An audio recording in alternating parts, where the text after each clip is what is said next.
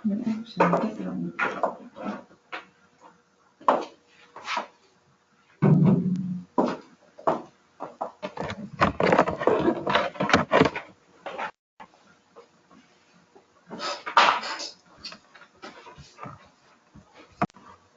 Probably next time when I'm a little bit more familiar with this, I will, but this time because I'm not, I'm really not gonna do it. No worries. Okay, Have fun, guys. thank you. Okay, first thing, everybody turn off your cell phone, or at least turn it to vibrate.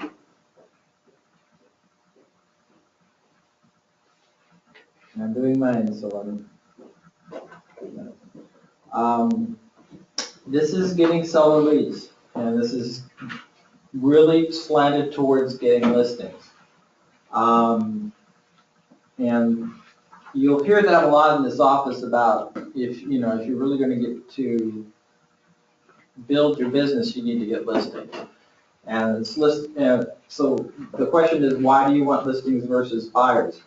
Well, there's a lot of advantages in having listings. The Millionaire Real Estate book talks about the concepts of leads, listings, and leverage. Chris Heller, who at the time of Ignite was the vice president in charge of Keller Williams International, he is now the president of Keller Williams completely. He ran a huge team in San Diego. He ran probably the biggest team in all of Keller Williams. And he says, I never really made a conscious effort to find buyers because listings attract them. And that's how my team operates to this day.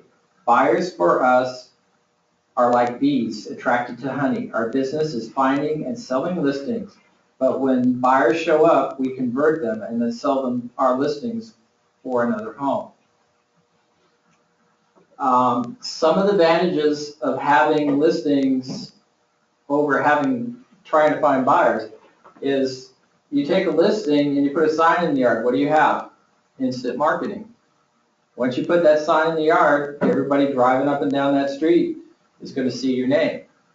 Well, then you put it in the MLS, and every real estate agent who's looking for a home of that type is going to be sending it out to his buyers. You put it in, if you upload it into KWMLS, it's going to go out to 300 different websites. And what did all of that cost you? Zero. It's actually what it's going to do is it's going to pay you money because somebody's going to come and buy that house and your commission is going to get paid. So that's one of the things. It's also concentrated marketing.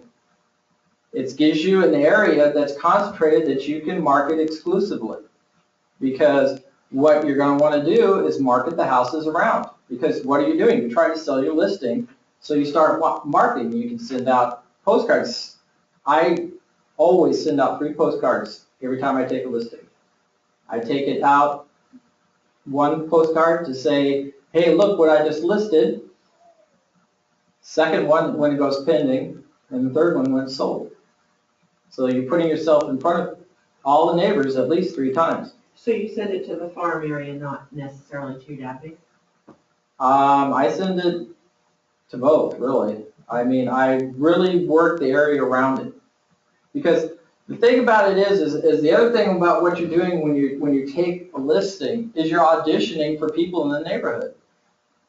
Because if you have an open house, who shows up 90% of the time? The neighbors, because they want to know what's going on in their neighborhood. Even if they're not thinking about selling, they still want to know what the house is going to go for because they want to know what their house is worth. But, I mean, the other mindset to have when you have an open house is that somebody in that neighborhood may be thinking about buying but doesn't know a real estate agent. So what do they want to do? They want to come talk to you. They want to come check you out. So that's one of the reasons why you really need to put your best foot forward when you're having open houses. Because you don't know that neighbor who's walking through the door that, you might like be tired and it's like, oh, it's just a neighbor, it's a looky-loo. I'm just, gonna, kind of do this half-hearted. And they may be thinking, well, I'm going to be selling, I want to sell my home and I want an agent, but I don't like his attitude, so it's not going to be them. So that's, part of what you have to look at listings at and what the advantages of having listings are. To me, listings are a lot easier than handling buyers. Because as far as the work involved, if the listing is priced right, there's a lot of appeal and you get a lot of activity, all you're really doing is making sure people are getting in to see it, you handle the offer, and then you make sure you can get the inspections, and then you're done. I mean, it's literally, I've heard other agents talk about listings or what they do so they can stay home. Because you don't have to be out dragging people around from house to house to find them something. You're just sitting there waiting for the phone to ring. And I don't want to make it seem overly easy because I know some of you are new and I don't want to paint a real rosy picture of it. But listings to me are much easier to work than they are buyers.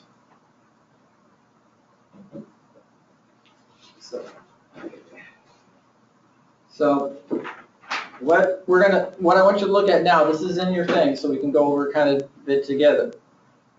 The importance of getting the leads, which is what the thing is about, is this is where you are in your countdown to payday. Okay, you need a lead before anything else. If you don't have a lead, you're not going to get the appointment. If you don't have the appointment, you're not going to get the agreement. If you don't have the agreement, you're not going to get into contract. If you don't have the contract, you're not going to close. If you don't have the closing, you don't get paid. So that's where this whole thing ties in. What you need to really do is you really need to work on getting those leads. Okay?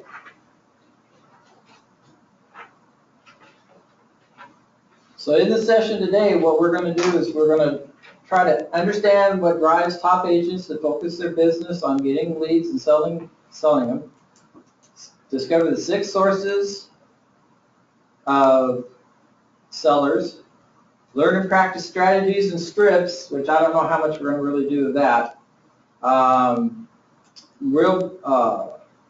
Real play, call expired listings, I'm not going to do that. And then walk away with hopefully a business plan and at least some idea of why the listings are important and how we can go get them.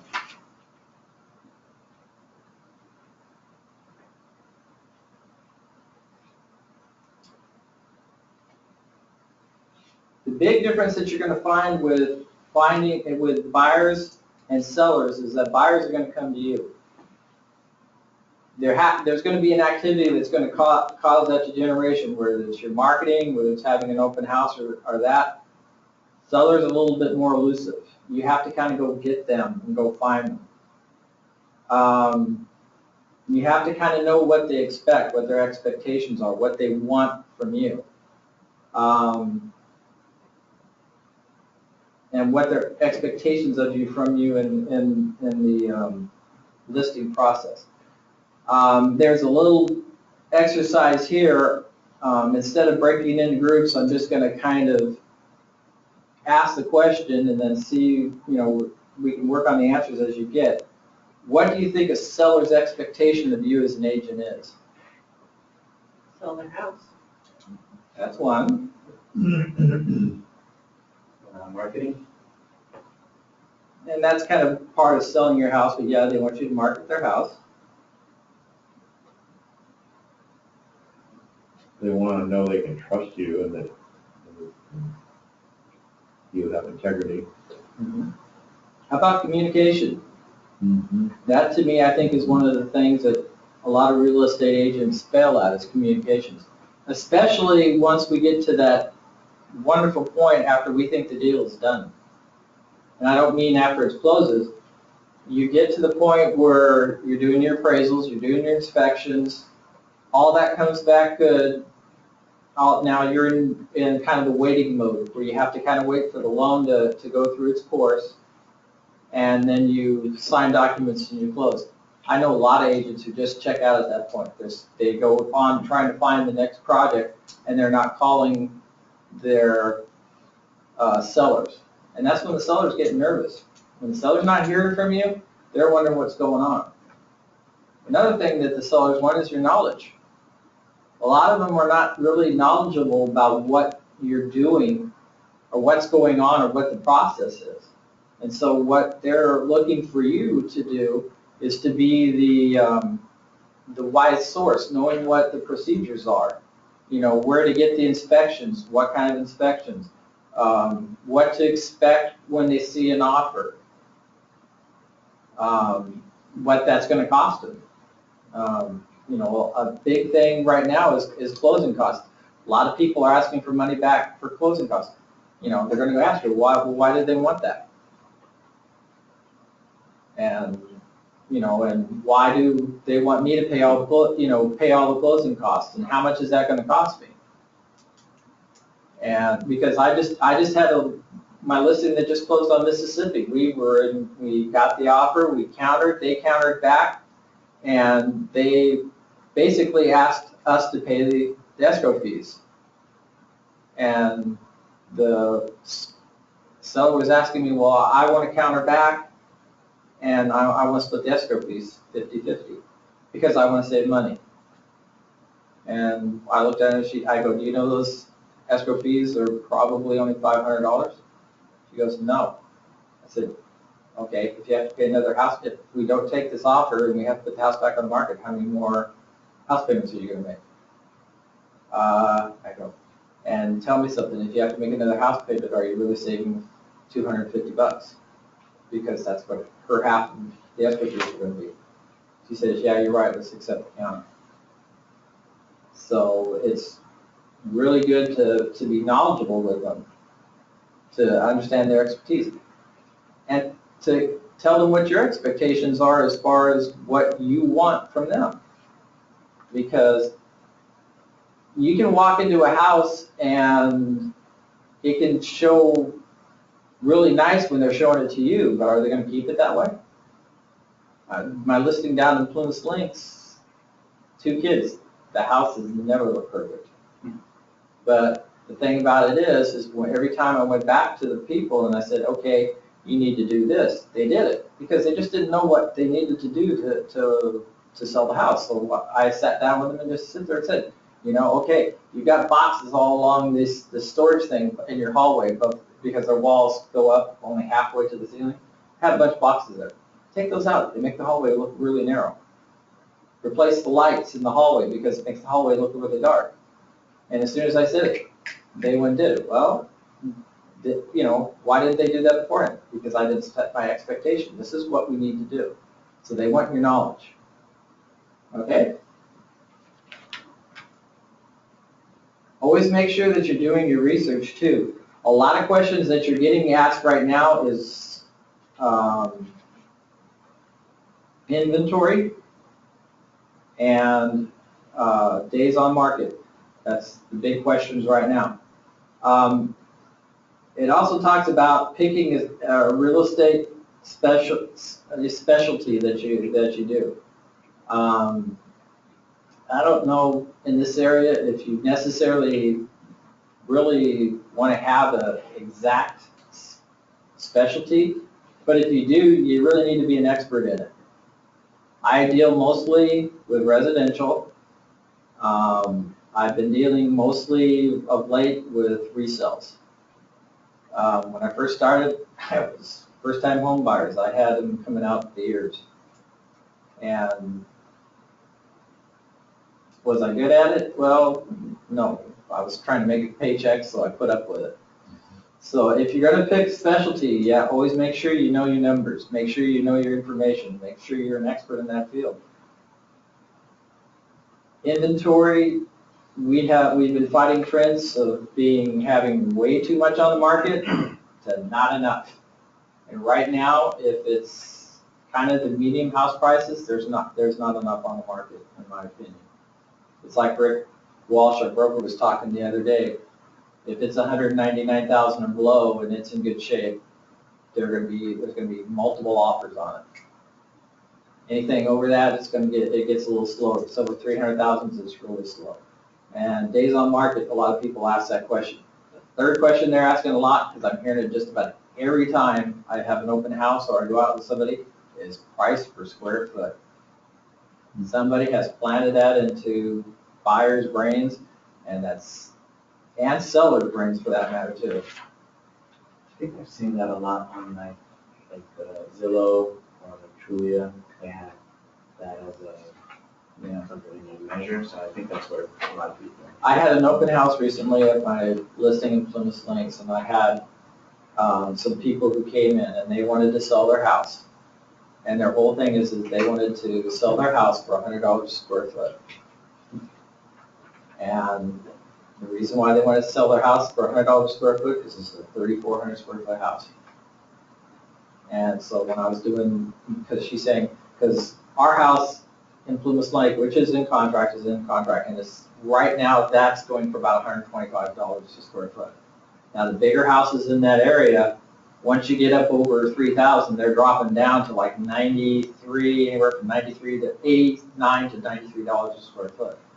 So I had to send them a CMA and just say, you know, right now, your appraisals, it's not gonna be that much. So but that's something that we really need to kind of keep an eye on in what we're doing right now. So you're going to have 6 areas in which you can find leads for markets. They're going to be your database, business-to-business leads, open houses, farming,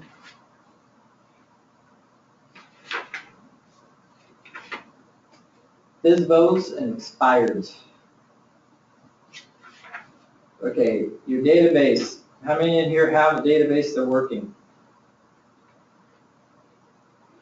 How about you? No, actually, I'm still going through my course. I haven't done my license. Okay, start building your database now so that when you hit it, you can hit it running. Database is the people that you're going to meet and your Mets. The people that you really are going to want to focus on right now is your Mets. People that you know. Keller Williams likes to call them 8+. I've also heard them called your core advocates. They're also just people that you know, something, you know, not so much that you know casually, but somebody that you know that you can talk to. And one of the things that, first things you kind of want to do when you get out to do your Mets is you want to take a card, and I had a card and I forgot to bring it in. But take a card. The card that it's not so much the card that I use, but it's a card that I've seen, and it's black and it says Keller Williams across the part. What you're going to want to write on it is you're going to write, I'm going to share some exciting news with you. I've just joined Keller Williams. I'm now, you know, pursuing a career in real estate. This is not the exact wording. If you need the exact wording, come see me and I'll help you with it. So that if you or anyone you know needs help in any kind of real estate matter, please think of me.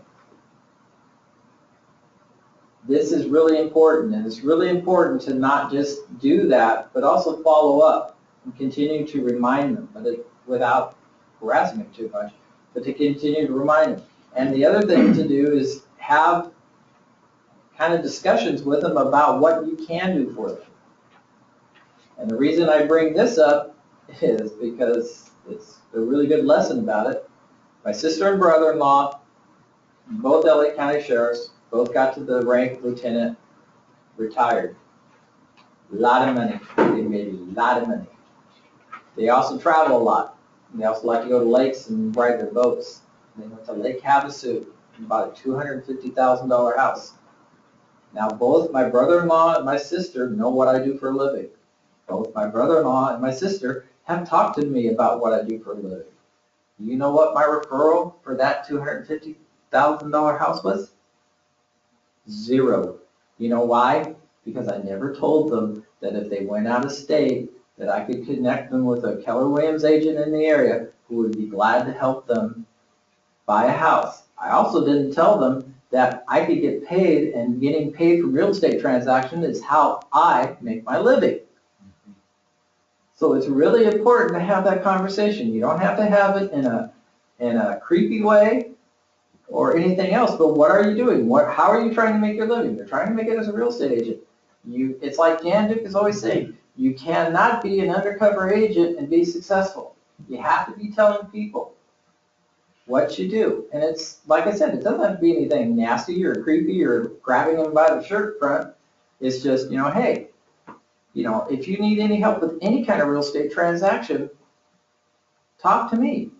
And I can get you, you know, if I can't do it, I can find somebody who can help you. You want to, so in the database, you want to keep building.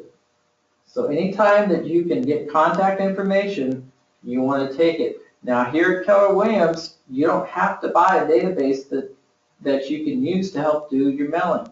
You can use eEdge, that's provided for you. Yeah, you pay for it, but you're paying a lot less than you're ever going to pay if you try to buy a system from somebody else. Top Producer, I think the cheapest I've heard Top Producer is like $125 a month or something like that. Here, eEdge is like $15. And eEdge was developed from Top Producer. And so you can do that for like $15 a month. That's a pretty good deal. And the other thing is to, make sure that you're keeping an eye on, your drips. It's really convenient to put somebody on a drip campaign through either the eEdge or even, our own MLS. But make sure you're keeping an eye on it. And make sure you're reading it, especially in eEdge. Make sure you're reading whatever program you put your people on, because those programs, especially like 10 Days of Pain or something like that, they make promises. And once you put that promise out, if they call you up and they call you on it, you gotta perform, because if you don't, you screw your reputation up. You screw your reputation up, it's hard to get it back. Because one of the big things about the 10 Days of Pain is they have one of the alerts that go out, and the alert says, my home inspector just says that he'll do a home inspection for free if I get somebody into contract. So, let's go out and take a look at some houses and take advantage of this. Well, if your home inspector isn't going to do that, and you send that out, okay, you're paying $250 to $300 for a home inspection, which my opinion would be worth it, rather than saying, oh, I'm sorry, I didn't really read that tile and I shouldn't have sent it to you. That's a cost I would gladly eat. And then sometimes you can talk to your home inspector. Maybe they will give you like half price or something like that if you're doing a lot of business with them. But build your database. I know in Ignite they're saying build 10 people a day. That sounds kind of daunting, but you can do it if you really do it.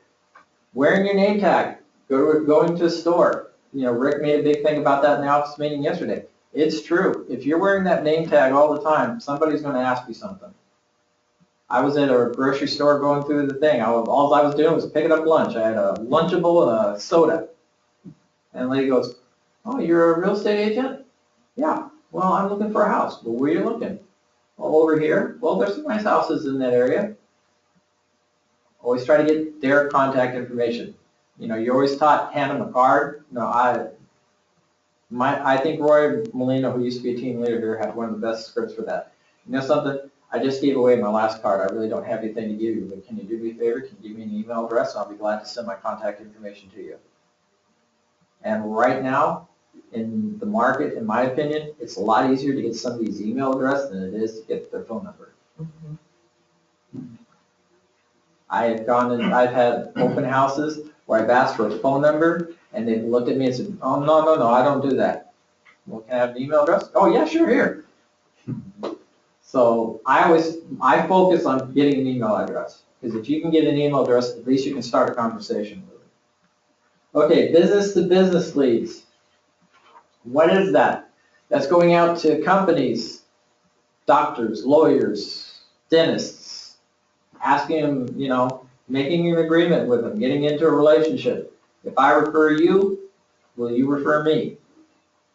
I've done this with my chiropractor. Both of them, actually. I had a chiropractor, and then he got hurt, and his whole thing was like, well, yeah, sure. Just leave your card up front, and we'll refer you. He says, I want to build that community where people who do business with each other, we kind of build that thing. There's organizations out there where you actually go in, and that's the whole purpose of the group. I think Amy Hill belongs to one. I think she took Jan Duke's spot, where it's kind of like a referral group, and where basically what it is you refer to people inside that group. I heard one person say that a good person to hook up for a business-to-business referral is a divorce lawyer. It sounds silly, but it's true. What happens when a lot of people get divorced? They want to sell the house. Well, the lawyer's sitting there handling the paperwork. You're probably going to have to sell your home. Oh, my goodness, I wonder who, I can get to do that. Oh, here's a card. This is the guy I work with. This is somebody I know and I trust. And he'll do a really good job for you. And so that kind of helps build, it gives you another avenue. We talk a lot about building a table to have your business on. And so each table has to have more than one leg. You have to have more than one way of generating leads. So having more is always better. The thing to remember in that kind of a business relationship, though, is make sure that you're keeping an eye on the relationship ratio, because you don't want to be giving somebody 40 leads and him giving you one. You have to kind of look at it and say, yeah, are you really referring me, or am I just giving you a ton of work and occasionally you're throwing me a token? If it's not going to be mutually, almost mutually exclusive, then maybe you need to rethink it. Open houses. This is my favorite. When I started in the business, I was not from this area. Excuse me, I need to take a drink. I was not from this area. My wife and I just moved up from the Modesto area. I didn't know anybody. So how do you do something when first of all, you're not used to being in a business where you have to lead generate. Second of all, you don't know anybody. Well, you start doing open houses. I did 6 open houses a month. I did them on Wednesdays, I did them on Fridays, I did them on Saturdays. I don't work Sundays. I did them in the afternoon, I did them in the evening, I did them in the morning. That's how I got my business when I first started. And again, it's a chance to audition to get seller leads, because if you go out and you present your open house professionally, and professionally is doing things right. I know Cal has an open house class. I used to teach an open house class. I've gone to several open house classes. Roy Molino taught one when he was here. The open house classes, or the open houses, you have to present professionally. Roy Molino was a big proponent that that the only reason he had open houses, he was not looking for buyers, he was looking for more listings. And so his open houses were an event. I mean, he had Easy Up, he would get a lender to donate like a mountain bike that he would raffle off like once every 3 months. He had, he would put out 20 or 30 signs. He always put the signs out real early. And that's what you're going to, if you're trying to prove to somebody in the block that you deserve their listings, then that's what you're going to need to do. You're going to need to do professional air. A lot of the other agencies in this town, their open houses don't even compare to a lot of the open houses we do. I've gone past several of their open houses, 2 signs, one on the main highway, one right in front of the houses. I've a couple of times driven past the house that was open because the sign was behind a car or something and you couldn't see it.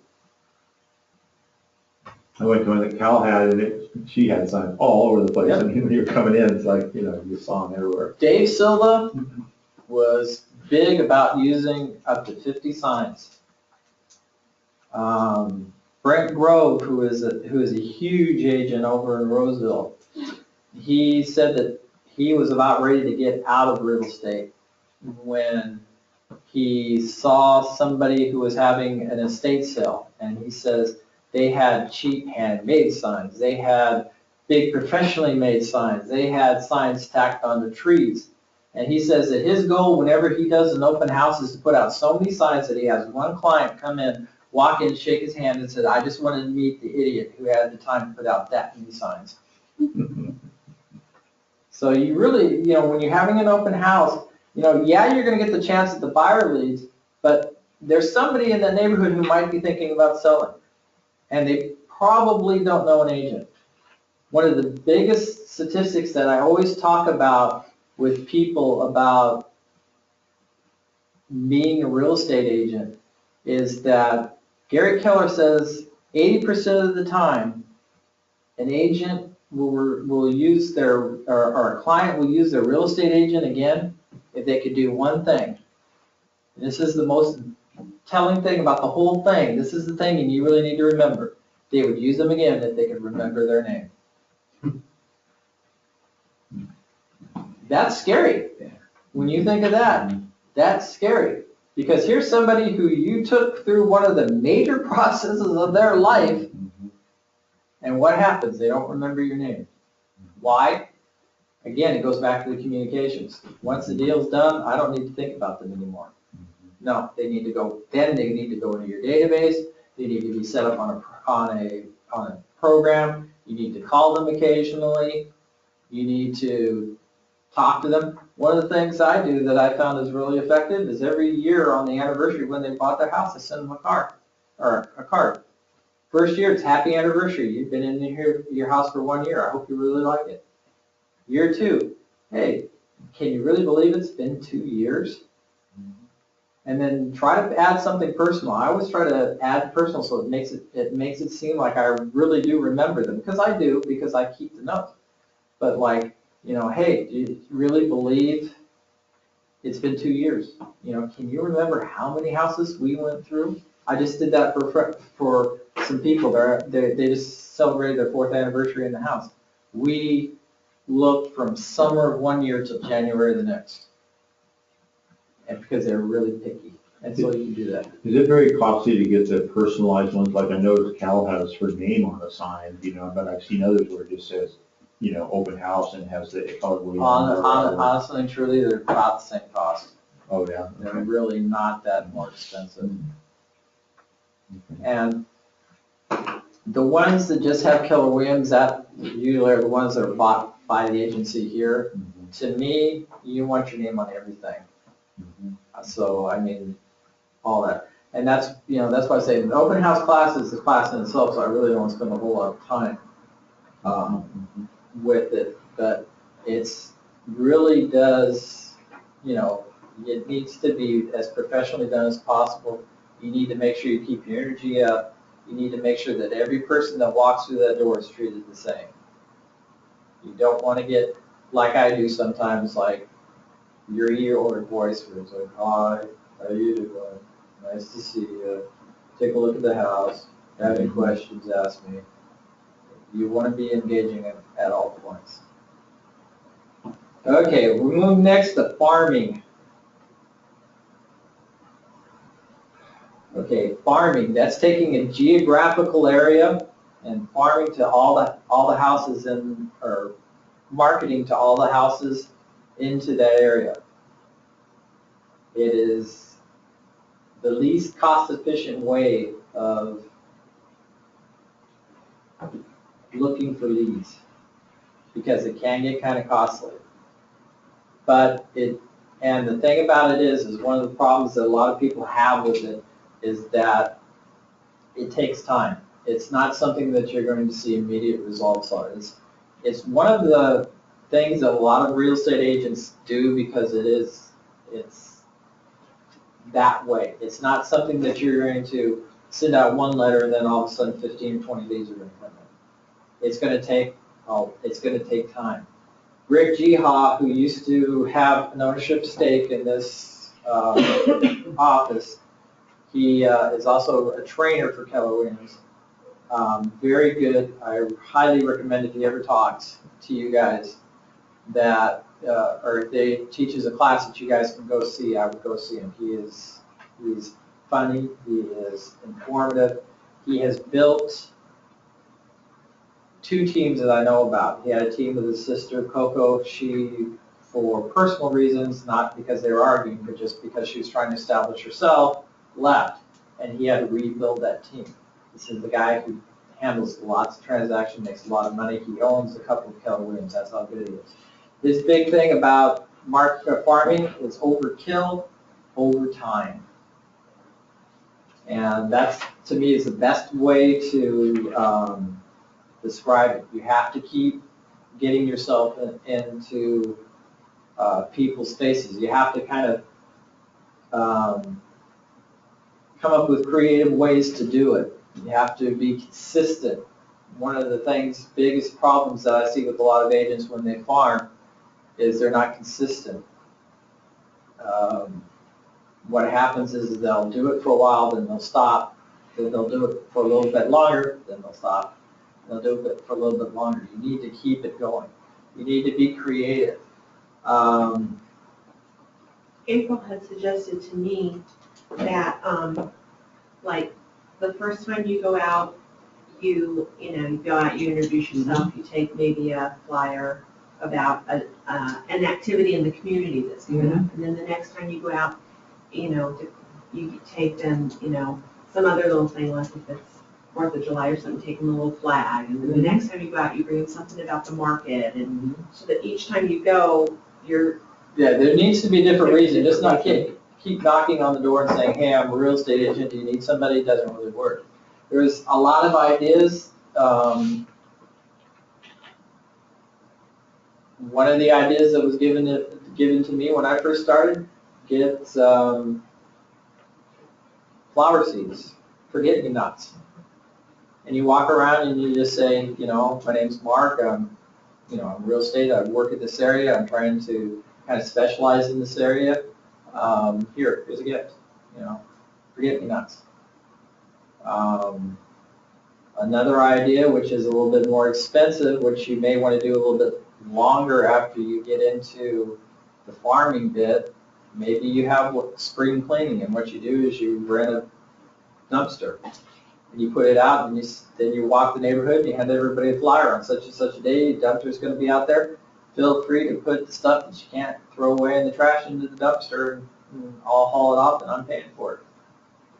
It's a little bit expensive, but it's a way to make an impression. People are going to remember you, especially if you follow up and make sure you're saying, did you guys get everything out? How did the spring clean go?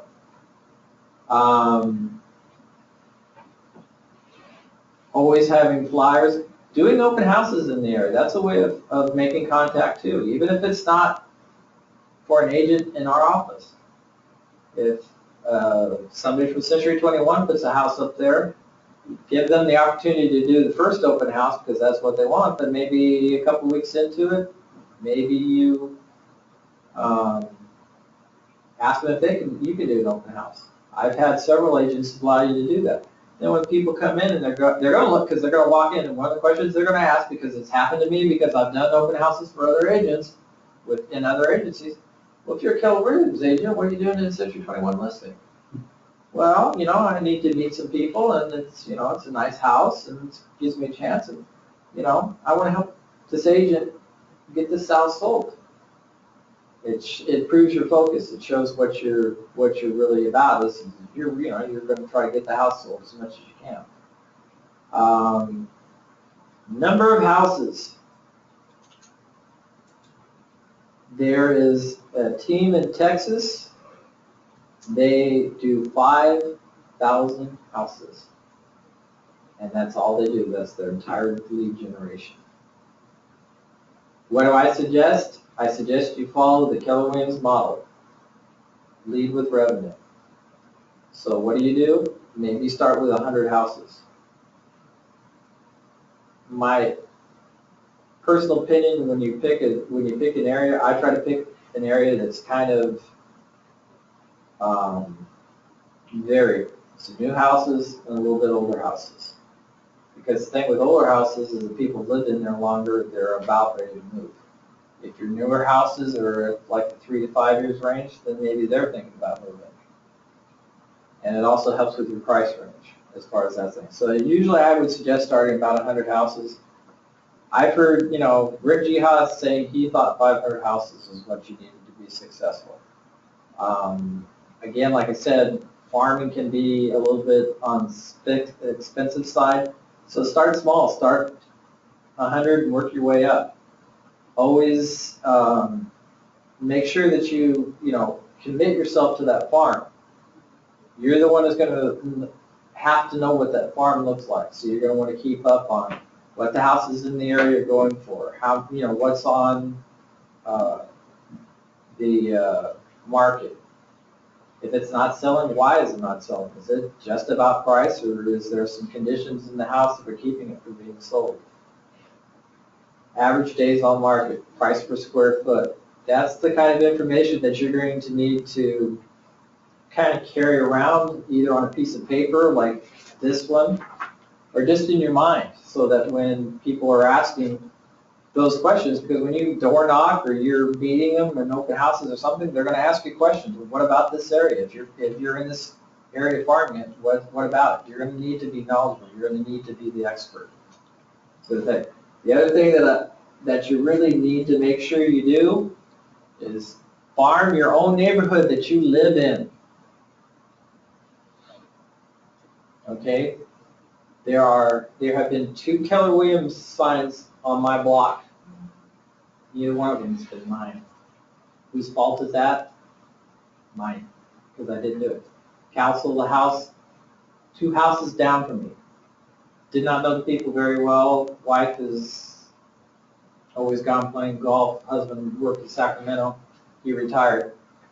But you should have seen the funny look I got when I walked up to do an open house for Cal, and they were like, God, you look familiar. Yeah, I look familiar because I live 3 houses down from me. There's a house 5 houses down from me right now that's got a Keller Williams sign from Chico. Chico! Totally out of the area. Whose fault is that? Mine. So farm the neighborhood you live in. Let the people on your block know who you are. Walk your neighborhood. Just walk it, knock on doors. Hey, I'm your neighbor. I'm Mark. I'm a real estate agent. Here's my card. If you ever have a question, I really don't press about selling their houses. I press with getting the relationship built. I press saying, if you need a question answered, come see me. I'd be glad to talk to you about it. The more you talk about it, the more they're going to think about it. And then when it comes time to sell, they're going to think of you first. Commission breath, very important. If you don't have it, things go a little bit easier. Okay, for sale by owners. I say that real loud just because I think you're going to sleep on this. So that's the job. For sale by owners. Probably one of the easier door knocking experiences that you can have. Why? Because people have kind of raised their hand and said, I want to sell my home.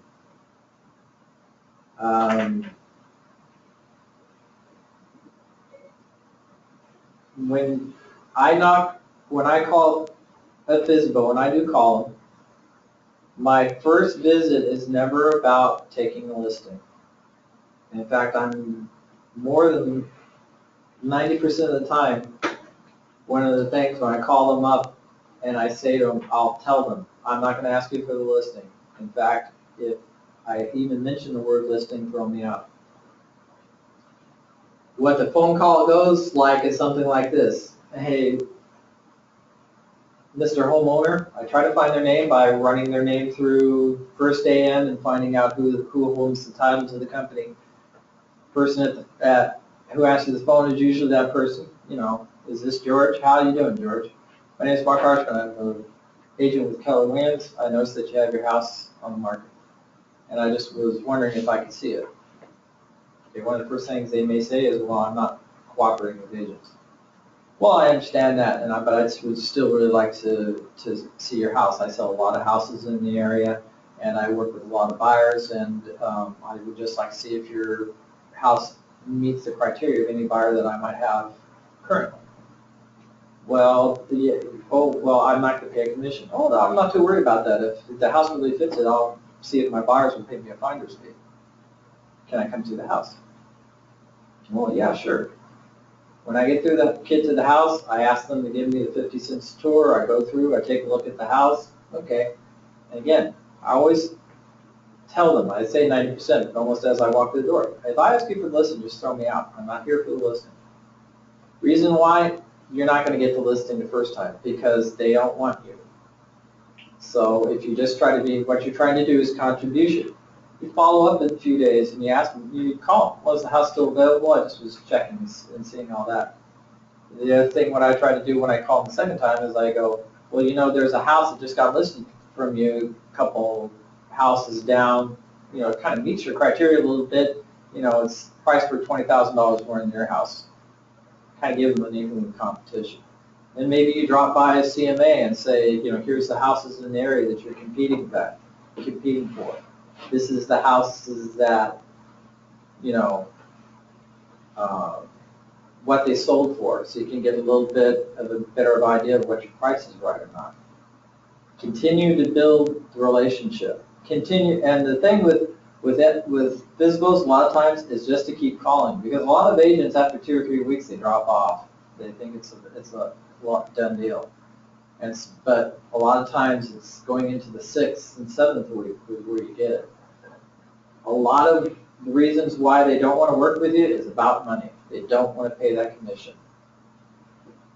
And sometimes what you have to do, and I've sold a house by myself, for sale by owner, and I can tell you one of the biggest things you see for like the first month is investors who want to come in to buy your house for rental property, and all they want to do is lowball you. And so some of the thing when you start talking to them about commission is, do you realize that when I list a house, I get between 95 and 97% of the asking price? Are you going to get that? Do you realize how much liability? This is the one I get a lot of people on. Do you know how much liability you're taking on by selling the house yourself? Because you're not doing the proper disclosures. If something happens 3 years from now, they can still come back and sue you for it. Do you really want that? Or maybe I take on that responsibility, and then maybe when something happens, they come back and they sue me rather than suing you. So a lot of what you have to talk to with Visbos, and a lot of sometimes of it is just the price, because they think that their amenities are going to make up for the fact that they have the smallest house on the block. And what they don't realize is that the appraisal process, a lot of the amenities don't get looked at. It's about square footage, it's about the adaptability and the usability of your house, and what stuff in the area has sold for. And that's what appraisals, and they don't realize that that's what appraisals are about. But honest and truly, Visbos are pretty easy to work with, as long as you're polite, respectful, and you're patient. To me, I don't think that a Visbo is something that you really just want to kind of go and bowl them over and try to get that listing right off the top of it. You have to kind of build a relationship with it. Always lead with contribution. Always, every time you come there, bring something that will help them. Go out to a stationery store and give them a copy of the contract, and then hand it to them. Say, do you have a copy of the contract? Ask them, do you know what kind of disclosures you need to do? Have you thought about what you have to do once you get it in the contract? Sometimes just telling them all the things they need to do will be what will tip them into hiring you. Because trust me, one of the things I did not realize when I sold my house by myself was what title and escrow was all about. And down in Southern California where I sold it, title and escrow are 2 different companies. Yes, they are. And they do not talk to each other. I take it you've gone through it too. Yes, I sold a house up here, but I used title and escrow down there, and,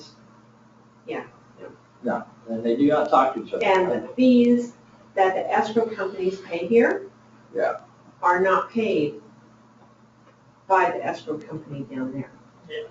Or the fees that the title company, the escrow company pays here are not the same fees as the title company, as the escrow company pays down there. So the house that I sold, I used Placer Title up here for the title company, but I used an in-house escrow company for a real estate e-broker. And we ended up having to do 2 escrow fees, because the payout to the loan that was on the house, the escrow company down there didn't have to do that. It's not something they did, that's something the title company did. So we had an escrow and a sub-escrow. Yeah. Which really screwed my sellers. All I know is that up here, when your title and escrow company are in the same company, it is so much easier because they're talking to each other. And when I sold my house down in Southern California, I had an issue with the escrow company and the title company, and then they needed to talk to themselves. And no, they would talk to me, and then I had to talk to them. And it was frustrating because you're trying to get something done in a short amount of time, and you're having to go, okay, let's see what they say. Okay, we'll see what they say. Okay, we'll see what, it's crazy. Okay, expires. Expired listings, you'll see them on our MLS. They're, when you go on to Yuba Sutter, you go down, it's one of the last ones that they're doing, that they have, and it tells you each one that expires. What happens is that the contract date that you put on the MLS has been reached, and effectively the house is no longer listed on the MLS. Once that has happened and it's reached that date, it is fair game for you to go get. Now, there are a lot of people who will say as soon as you see it hit the market, you go after it. I always wait a day or two because a lot of times they'll re-up with their agent and it's automatically, they're just re-signing with the agent. So I kind of give them a day or two before I would call them. The thing that you really have to kind of understand with when you call it expireds is you might be calling somebody and they're going to be angry.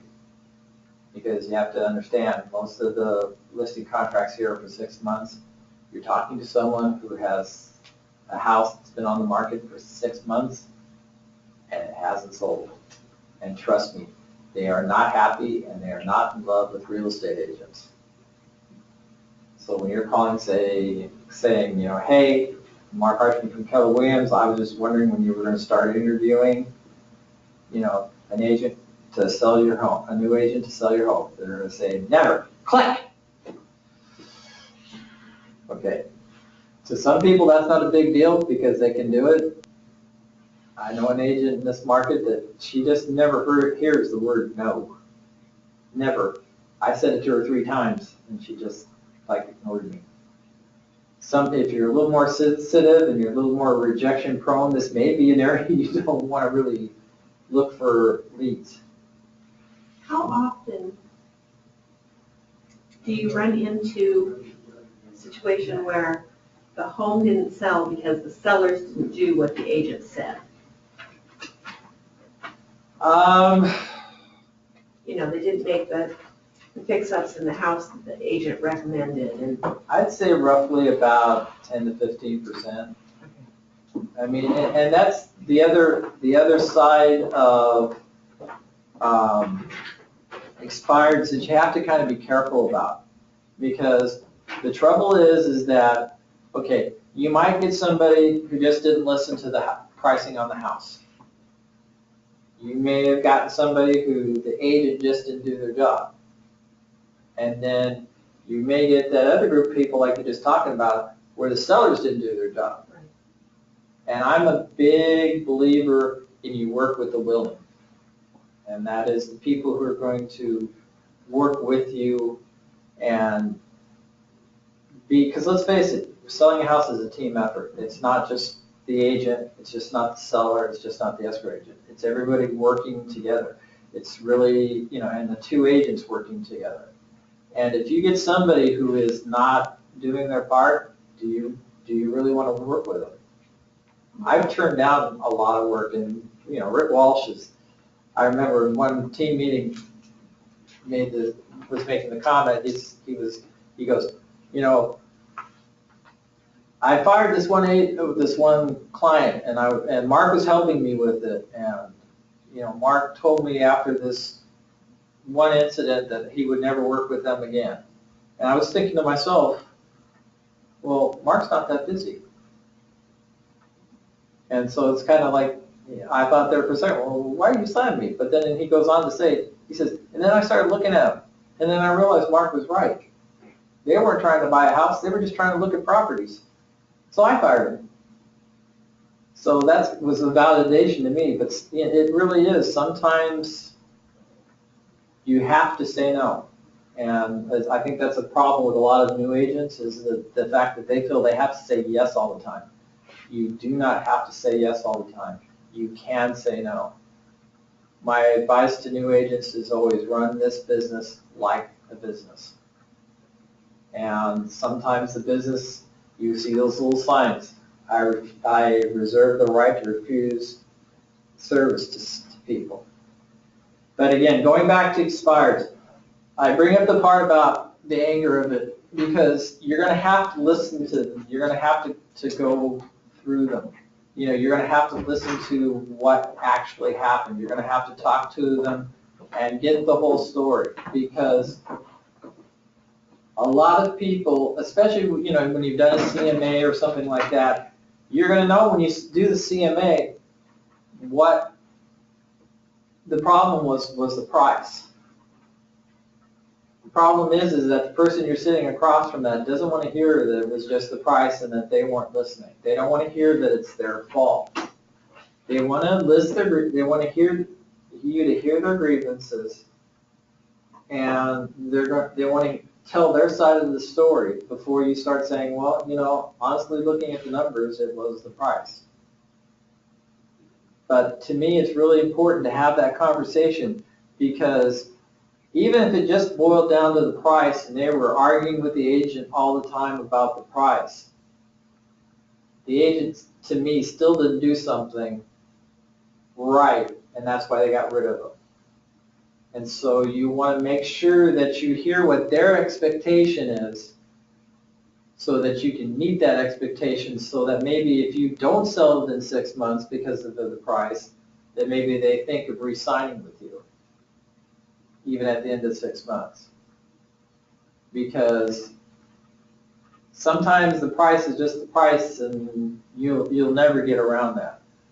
And sometimes it isn't the price. Sometimes the house is priced just a fraction overpriced. I had a discussion with a client one time, and the house, when I looked at the comps, was only like about $5,000 over. Well, to me, $5,000 over isn't that big a plateau to overcome. But when I started sitting down, well, what did the agent do for you? Nothing. Well, what do you mean nothing?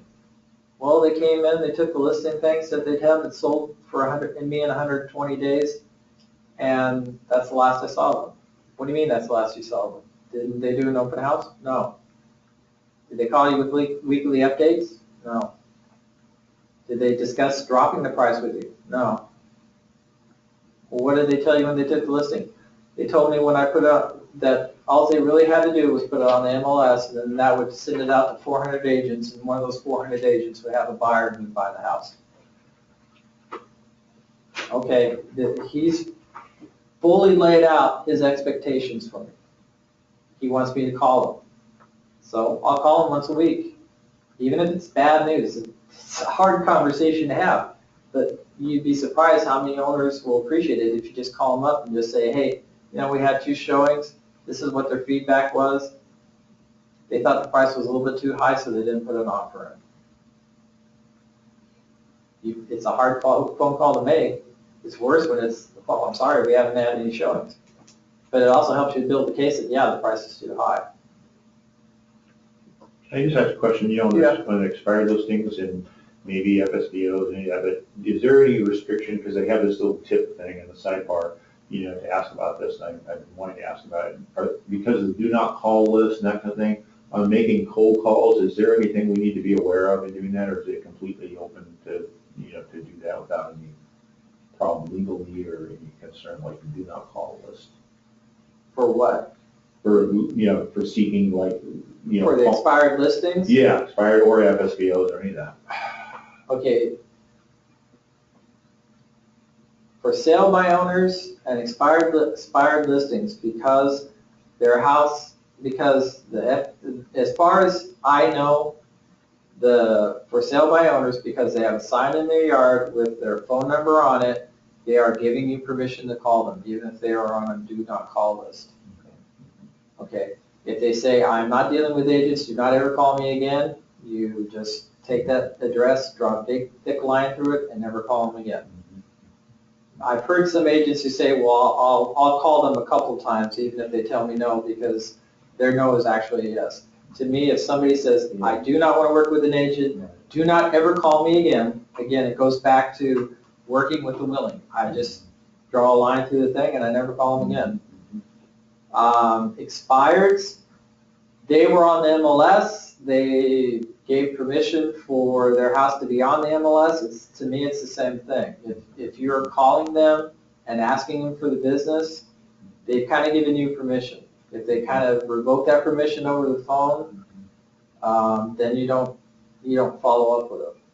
But if they've been on the MLS, if it's been expired, if it's been a reasonable amount of time, I mean, if you go back and you pull up a listing and you see a bunch of expireds that's been off the market for 2 or 3 years, and your thing is, well, maybe I'll call them now. Then maybe you'll want to check a do not call list before you call them, because that permission to me, after 6 months to me, has been kind of withdrawn, and then you need to protect yourself. But if something expired last week and you call them now, I don't think there's any problem with it. And again, just use common sense. If they say, I don't want to talk to anybody, then say, I'm sorry, I was, didn't mean to offend you. Hang up and just don't call them back. Okay. So that. And again, with an expired is when you sit down and you start making that relationship, always make sure that you're ready to give them a listing presentation when you're talking to them, because they may see something in you that they want. The thing is to not be afraid to try something different just because it's different. With real estate, a lot of what you're going to do is going to get you out of your comfort zone. I am terrible with making phone calls. Terrible. I hate phone calls. Why? I spent 26 years as a warehouse manager for a grocery company, and I averaged 40 to 50 phone calls a day. I mean, I was constantly had a phone in my hand. And when I got done with that, I was like, I do not want to do this anymore. And so I had a hard time with phone calls. Do I make them? All the time, because you can't be in this business if you don't make phone calls. And I make lead generation phone calls. And the nice thing is that if you get them into your database and you start building that relationship, it gets better, it gets easier, because it's a little bit warmer phone call, a little bit warmer phone call, a little bit warmer phone call. And honestly, is going back to the Mets, as far as your database, it's really important when you get started to really, put your name out to people you know. And the best example is sitting in our team leader office right now, Leanne Casey. When she came to Keller Williams, she worked with me. I was her mentor for a while. And one of the first things I said is, you need to let everybody you know that you're a real estate agent. And she had kind of an advantage because her husband has a pest control company, and so she was able to use that, which was a pretty big database. But within her first 6-7 months, she had 5 listings. So lead generation does work, and you have to do it, and it is part of what you do. So anyways, there are plenty of scripts for all of what we've talked about, whether it's your database, farming, open houses, expires, FSBOs. You can find those on KW or KW University. If not, you can come see me. I've got a whole book of them. There's some books around here. I think Peter has them, but they have scripts. Practice your scripts. Know them internally. Yes, sir. So when you did the FSBO, you weren't a realtor at that point? No, I was not. So if you were to do it now, would you still list it as a FSBO, or do you put it in the MLS and that's? I would definitely put it in MLS. FSBOs, the biggest trouble with FSBOs is that a lot of the marketing that's available to you doesn't work. I mean, you put an ad in the newspaper, people don't look at newspapers all that much. Again, the other thing is what you're trying to attract. And what I found with FSBOs is for the first 30 to 60 days, all you're doing is getting investors, and all they want to do is they want to come in and lowball you. They want to buy your house as cheap as possible, and they think because you don't have a real estate agent that you're not going to know what you're doing, and so they're going to be able to help take advantage of it. The biggest reason that I would honest and truly not do a FSBO house right now is just the liability. The liability that you take on, and I mean, as an agent, I would know how to cover myself, but as somebody just no idea whatsoever about selling a house, just selling a house, they don't realize how big their liability is because they're not doing their disclosures. And it can be anything from ridiculous as selling grandma's house who was built in 1940, who has been painted since 1950, who's got lead paint all over her walls, and you don't disclose that, and the kid goes in and needs a paint chip, and then when the kid starts to get sick, and then they run a thing about it, they run a check on the paint, and it comes back as lead-based paint. Guess who's going to come back and sue you for not disclosing it was lead-based paint? And would most people know about lead-based paint? No. I can tell you right now from experience that I live in Gridley is some of the buildings and probably some of the houses have asbestos in them. And if you don't know to disclose that and somebody opens up that wall and it's asbestos, they're going to come back to you. And honestly and truly, I sold 2 houses by myself. I sold the one in Southern California, and I sold the one in Modesto. And I can tell you right now, the people that bought my house in Modesto, the Modesto area, they bought their house with the expectation that their son was going to buy the house that they were moving out of. The son backed out of the deal after they took possession of my house. They suddenly had 2 houses, which they couldn't make payments on both of them. And I just, like within the last 2 weeks, got over enough where I was actually able to destroy the letter that I got from the owner's wife. But I got a letter from the owner's wife who told me what a piece of crap I was and how I deceived them and hid and disguised everything to get them to buy my house.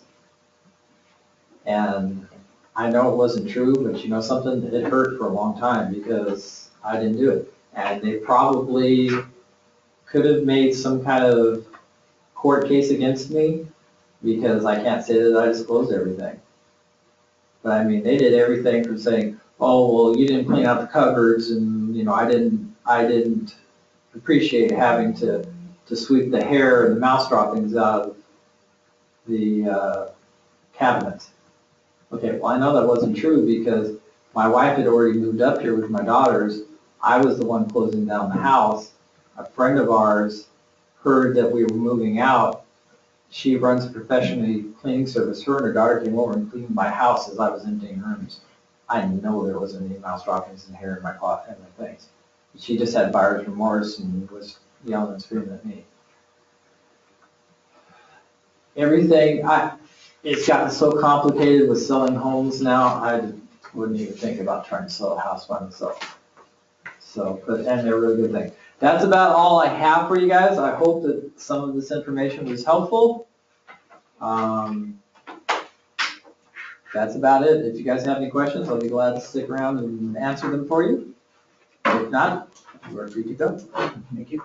I came across, I just have a question, I don't know, on page 1222 of this, objection number 2, it says, this is one of the scripts, you know, where when the objection for an expired says, we were thinking this time we'll sell the home ourselves. And then the response is, I can appreciate what you're saying, in this market, all the homes listed by agents, only about half are selling. Of those homes listed without agents, only about 5% are selling, and then it says 8% of the homes I list sell. That seems, did it mean 80 maybe? Because Well, yeah, I don't know, I mean, it just seems like, that's pretty low, 8%, that, like of your list. but again, the other thing that you wanna do What's is, the average? is you wanna, on that, you wanna give them what your averages are. Yeah, what's a common average, like for instance in this? Common averages, A home you list amount that actually sell, that goes up and down, yeah. up and down, but it goes, and it differs from agent to agent, Even if because it's a range. sometimes if you take a lot of listings, Mhm. your statistics are different. Mhm. I can tell you right now, because it's some of the numbers that I do know, because I'm not as good as knowing all my numbers, is 95% of the listings I take, I sell. Yeah. Because now, That see, seems way low, Of all the 8%. lists, and actually, I'm kind of downplaying my numbers a little bit, because I don't want to seem like, Mhm. I don't want to seem,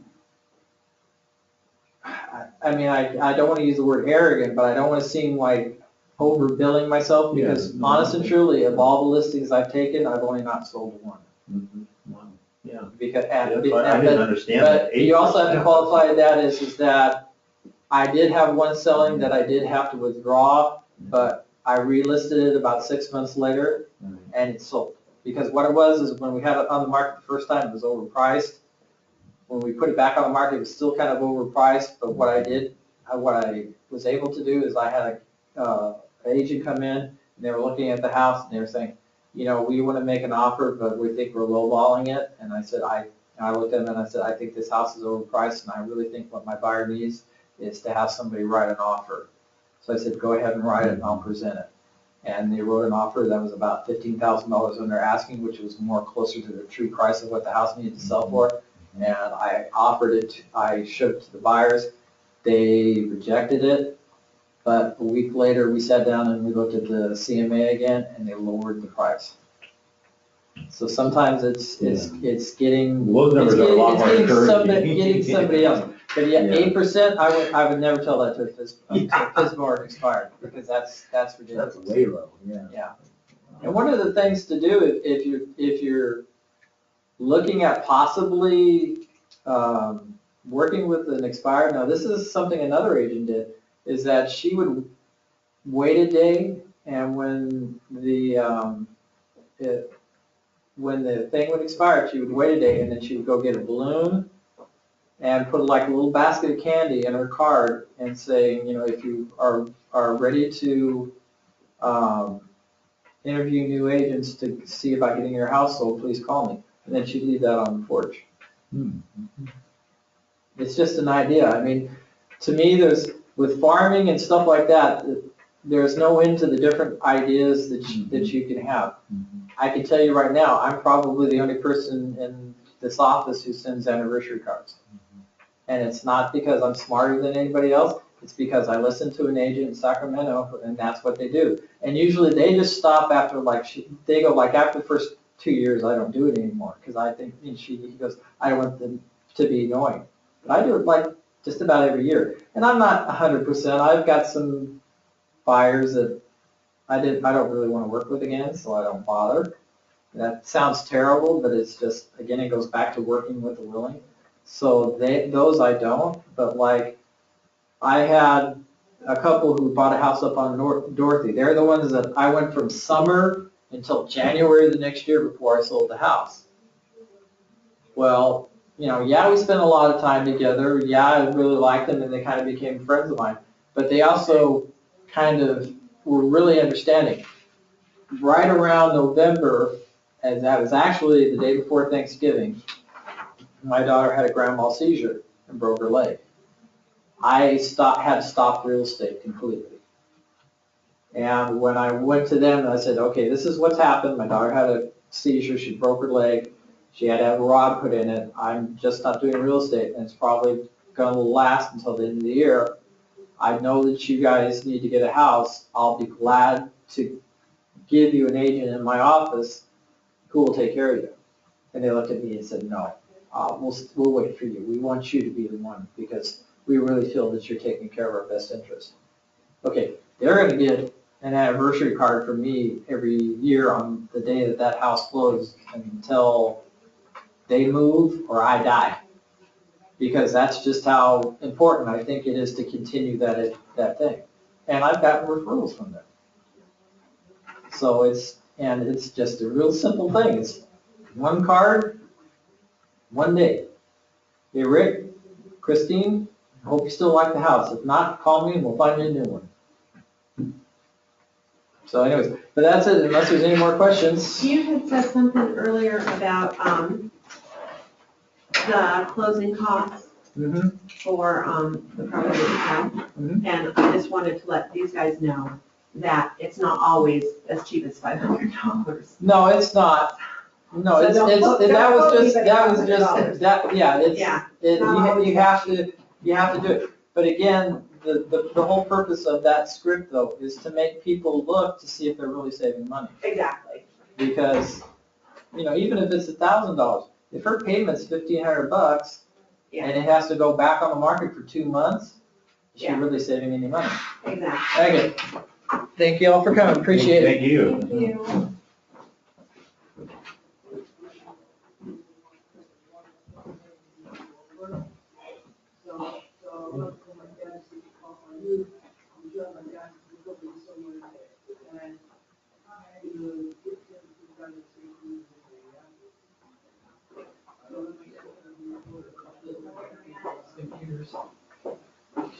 I like it.